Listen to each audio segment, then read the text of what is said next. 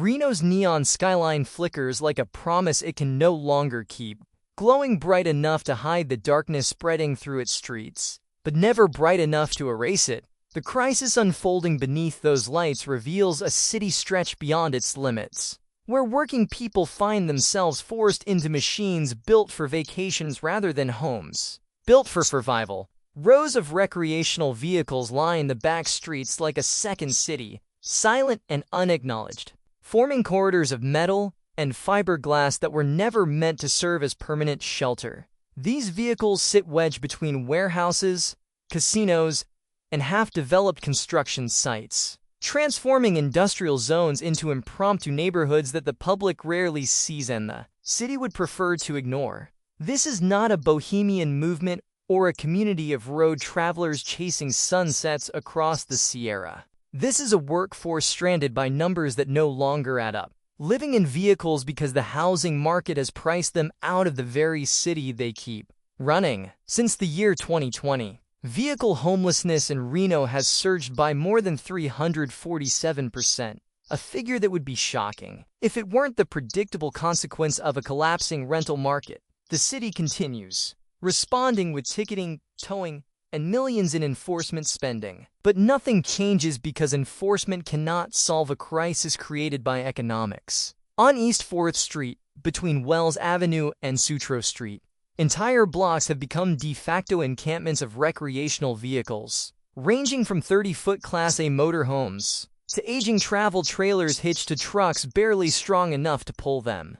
On any night, you can count between 40 and 60 of them, each representing a household displaced by rent, wages, or medical bills that hit at the wrong time. Some of these rigs are 10 or 15 years old, and still recognizable as once comfortable vacation machines built for family road trips. Others date back to the 1980s or 1990s and remain functional only through the relentless determination of their owners, sealed with silicone, propped up by scraps of lumber, and patched with tape that tries to hold together lives slowly coming apart. Their flight-outs haven't worked in years, and their generators sit dormant like dead hearts under the hood. Their air conditioners fall silent, even when August heat pushes past 105 degrees.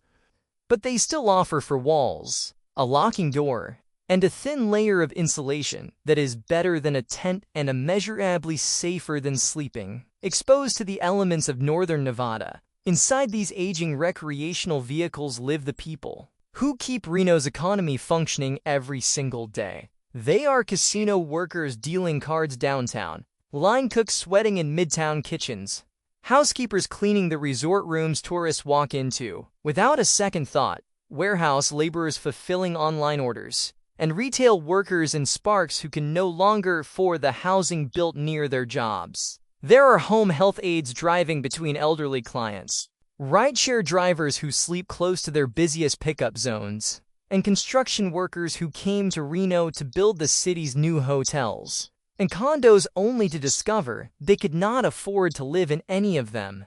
They are not unemployed nor unskilled. They are fully employed workers whose wages simply cannot keep up with the cost of living. RV homelessness is fundamentally different from living in sedans or vans, because it requires infrastructure that Reno has never provided. Recreational vehicles contain plumbing systems needing water, tanks to be filled and waste tanks emptied, electrical systems requiring shore power or functioning generators, propane for heat and cooking, and climate control systems that cannot operate without sufficient power. Maintaining these systems without campgrounds, hookups, or designated parking zones becomes a daily logistical battle. Every day requires finding water sources, waste disposal options, safe parking, and fuel while avoiding enforcement that treats survival as an inconvenience. The crisis intensifies when you examine the economics forcing people into recreational vehicles. The median rent for a one-bedroom apartment in Reno now stands at $1,000-$800-$90-$5 per month, while a two-bedroom costs roughly $2,300 and a three-bedroom often exceeds the $1,000-$700-$50. Meanwhile, a casino table games dealer earns about $17 an hour in base pay and even with tips averaging around $25 per hour and a good month, that totals roughly $52,000 a year before taxes. After deductions, their take-home pay drops to around $38,000 annually, which equals about $3,000-$160-$7 per month. Rent for a one-bedroom apartment consumes 60% of the take-home pay before food, transportation, insurance, childcare, or any basic necessities are considered. Financial guidelines suggest housing should consume no more than 30% of income, meaning working people in Reno are spending double the recommended amount on shelter if they can secure housing at all. Most landlords require applicants to earn 3 times the rent, which means someone needs to bring in $5,000-$6,180-$5 in gross monthly income to qualify for a one-bedroom apartment.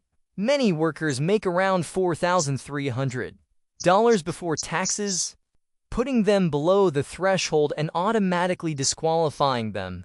People try to adapt by doubling up with roommates or moving farther from the city's core to find slightly lower rent, but longer commutes require $70 a week in gas, draining any savings they hope to gain by relocating. And unexpected car repairs quickly wipe out the rest. They ration groceries, skip medications, ignore dental problems, and take extra shifts until they survive on coffee and 5 hours of sleep. They cling to the fragile hope that they can outwork the crisis, but eventually rent increases or medical bills push them into debt spirals they cannot escape.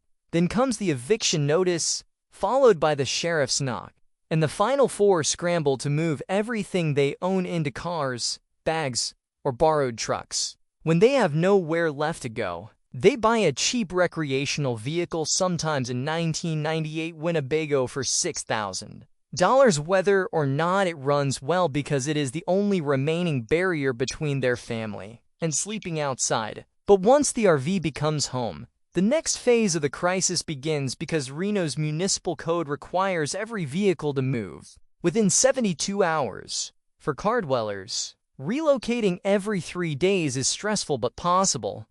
But for those in 30-foot motorhomes or 28-foot trailers, movement is costly, complicated, and often unsafe. Recreational vehicles typically get 6 miles per gallon, and relocating across town burns gallons of fuel, around $10 each way at current prices. Forced to move every 72 hours, RV residents spend more than $80 each month in fuel solely to avoid citations. Finding legal parking is even harder, because RVs need long, flat stretches of road not bordered by businesses or neighborhoods likely to call law enforcement. Industrial corridors become the only option, but those corridors are shrinking as development spreads and enforcement increases. Without stable parking, RV residents cannot receive mail or maintain legal residency. And Nevada requires proof of residency to renew vehicle registration.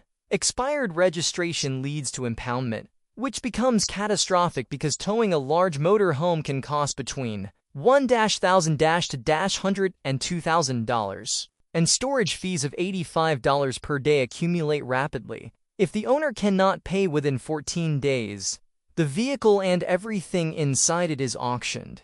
People lose clothing, medicine, identification documents, family photos, tools required for work, and the only shelter they had left. This entire enforcement cycle costs the city roughly $3,000 per impound, money they could instead fund 3 months and a safe parking program with case management.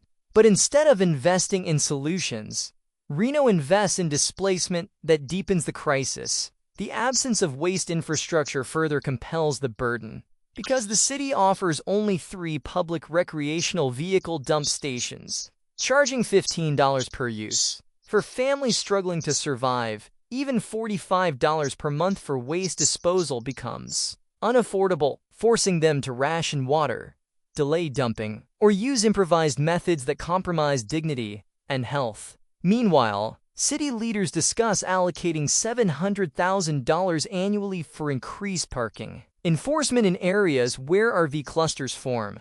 That same amount could fund 2 or more full-serve of safe parking lots for an entire year. But treating this as a housing issue would require acknowledging that working people are being priced out of the city. Other cities have already implemented successful solutions, proving this crisis is solvable. Albuquerque's Westgate Safe Parking site provides full hookups for 40 recreational vehicles on 3 acres of unused city land, along with security, showers, laundry, and case managers. 73% of participants transition to permanent housing within 8 months, and the cost is only $5,100 per participant annually. Portland created designated RV parking zones in industrial areas, reducing enforcement spending and providing stable places for people to live while seeking housing. Eugene's program prioritizes families with children, offering safe parking spots so kids can stay enrolled in school with consistent attendance. More than 81% of participating families find permanent housing within 10 months, at a cost of $4,800 per household per year. All of these programs treat RV homelessness as a housing problem requiring stability, infrastructure, and case management instead of enforcement. They offer the basic necessities: water, electricity, sewer access, and safety that transforms survival into rebuilding. Reno already has vacant land near Sutro Street, the airport, and East 2nd Street that could serve as safe parking zones. Local nonprofits have the experience and staff needed to operate them, but political willingness remains non-existent despite years of requests from the Community Homelessness Advisory Board. More than 2,000 people now live in recreational vehicles on Reno's public streets. In the year 2025, they are employed, exhausted, displaced, and punished by ordinances designed to make them invisible while solving nothing. This crisis stems from zoning restrictions, wage stagnation, unregulated rent increases, and enforcement policies that criminalize visible poverty. These are choices made over decades, and they can be changed if the city shifts from displacement to real solutions. Every night Reno delays. Seniors rely on unsafe heaters, children do homework by flashlight, and working families ration food to afford dump fees. Taxpayer dollars are squandered on sweeps that push people from one block to another, without reducing homelessness by even a single person. This is not sustainable, not moral, and entirely preventable. The roadmap already exists, proven by cities across the West that replaced enforcement with infrastructure and saw homelessness decline because people were actually housed, not displaced. Reno can choose the path or continue down the road that turned Denver's neighborhoods into continuous parking lots. The next step requires admitting the truth. This is solvable, and the only missing ingredient is the political will to act. The neon may glow, but it no longer hides the reality of thousands of lives unfolding in recreational vehicles, parked just beyond its reach. Seeing this clearly is the first step toward refusing to accept that this crisis is inevitable. Because it does not have to be. Reno can fix this. And the time to choose solutions over suffering is right now.